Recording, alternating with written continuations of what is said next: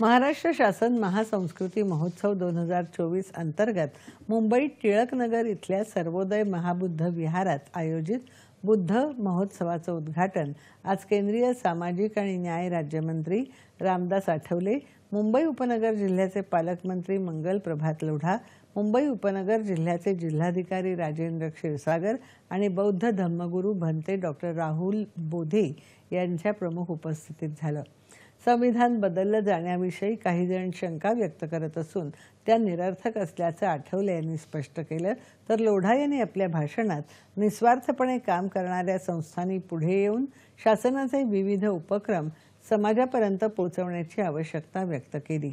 महोत्सवात आज दिवसभरात भीमगीत स्पर्धा, परिसंवाद, संविधान रॅली अशा विविध कार्यक्रमांचं आयोजन करण्यात आलं असून उद्याही विविध कार्यक्रम होणार आहेत। कार्यक्रमाची सुरुवात बुद्धवंदना घेऊन झाली। महोत्सवात शासनाच्या विविध योजनांचे स्टॉल लावण्यात आले आहेत।